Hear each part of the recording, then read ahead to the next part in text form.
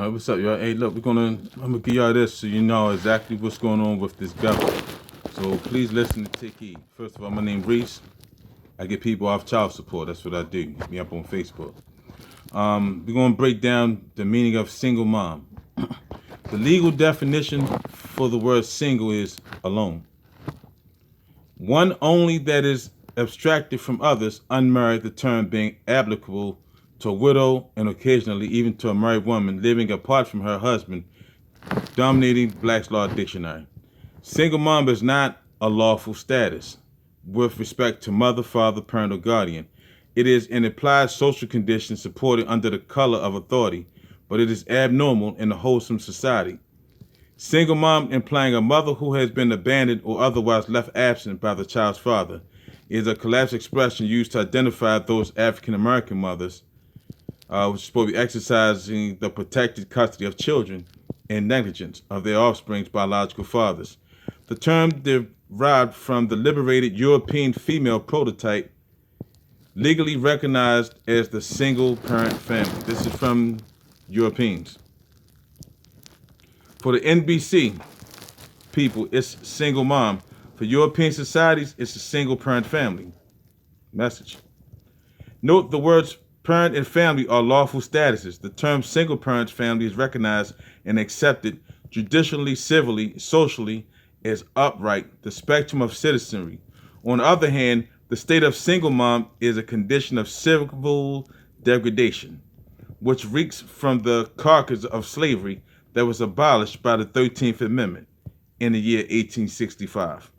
Woman, particularly women of hue means color, H-U-E, will instinctively evolve towards source of power, strength, and nourishment.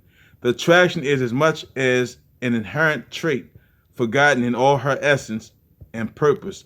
She's a goddess? No. A divine producer and sustainer of life.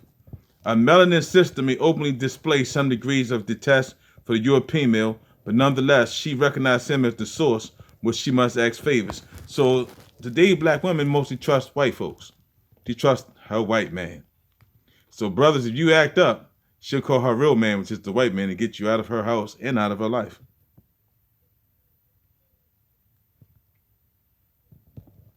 This is by years of design, and it's not daily accident, especially since her Moorishmen have been systematically displaced from any role as founding national fathers than any other men on earth. His women are reluctantly aware the so-called white man owns and controls all the material things that she want or need. He is made to appear as absolute ruler, while her natural man is secretly held powerless, also through his laws. Most African women born in America do not have high lifetime or godly expectation of their men. Again, this is a rerun from historical programming. Early in the youth, most husband-father admirations are chipped away under the guise of doom expectations, failure, and doubt. These form silent mental rejections of when the mind is programmed of complete for physical survival. So here we go, folks. Let's come up to date.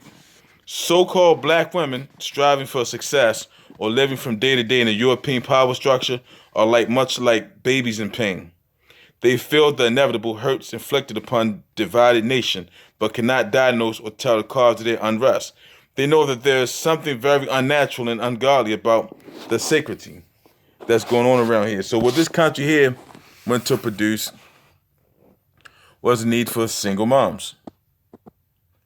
So on phase one, all so-called African Americans are familiar with terms like prisoners, deadbeat dads, my baby's daddy, the legal and historical courts. That cannot connect these social statutes. It is even rarer for the single mom to be recognized as an institution or as a catalyst for anti-autonomy of her nation. There are millions of single moms within the borders of the United States. Some people think it is an expected misfortune at best. Yet, single moms is about as accidental as a gun and drugs in any urban ghetto United States or unplanned as the black males, which just happened to totally nearly 50% of the United States prison population, while compiling less than 14% of the United States population. This is to say the execution of the creative God powers in a man and woman to produce a child must be equally as responsible, for it is care as the Holy Father of the universe in all his creations. It further stands with reasoning that this first law, if adhered to with the climbing of its subsequent 12-step ladder, single moms would be prevented. With all this, there is no better educator of an institution than the security of upright nation. It is the responsibility of every government to have protective care for distressed citizens, especially its widows, widowers, and orphans.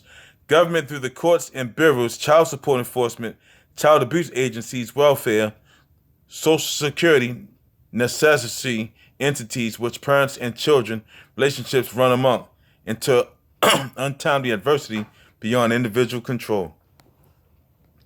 In this country, there is a need for single moms. This brings us to the subject matter and warning here. In the United States, single moms are needed. This is why they are produced. The United States has never functioned without a steady diet of slaves. They always had slaves. De facto citizens and other chattel commercial properties collective called strawmen. From the NBC production, single moms are a necessity for population control, stability for nationless enterprises. So in order to have population under control, you got to have single moms. For the European open markets, without all the government concern of licensed husbands, family stabilities, other employment support systems, free enterprise is founded upon the theory of supply and demand. The success of supply and demand rests upon creating marketable product for a needed era and then sells the value of that product for profit. Through single moms, the production of generations of property are controlled. Girls are raised to enhance future single moms. The males feed the agency law enforcement, religious, bull markets, or Wall Street prison systems. Single parent families featuring single moms are byproducts of a government whose foundation is based upon gender inequality and racial discrimination. The original Constitution of the United States was unequivocally written by free white Masons for free white Masons men. Historically, this great document has not been changed. So-called Negro, black, colored, women are freed by the United States Congress ratification of the 13th Amendment in 1865. But the supply for the single moms created during slavery was still in much demand. White women were freed 55 years later by the 19th Amendment. The status of single moms is among the first order of business for the pure and clean nation of Moorish Americans. For now, in order to see them, we must look underneath the black robes of United States justice to find her among the skid marks stained jurisdictions of the 14th, 15th Amendment. These amendments, 14th and 15th, are ex post facto to the 13th Amendment. The United States Constitution, they are in lawful violations to the principles and standards of nationality and citizenship, as required by all other nations of the earth. The 13th, 14th, and 15th Amendment, this chapter will further show these amendments are undercover extensions to the institution of slavery, which was abolished 3 years earlier. In fact, the enactment of these congressional laws began the period of mental slavery, which you have now revealed. Also herein, these 135-year-old dead badges of the law will be downloaded through the states and Americans. This level of jurisprudence, when applied in the lower courts, assumed control of the inalienable domain. Father, mother, child creates a little-known phenomenon. United States forces innocence to accuse herself, and all rights are stolen. The Moorish, especially the mothers, are totally unaware they have lost all possession prior to entering the courts. The Holy Prophet clearly says the peace of society depends on justice, the happiness of individuals.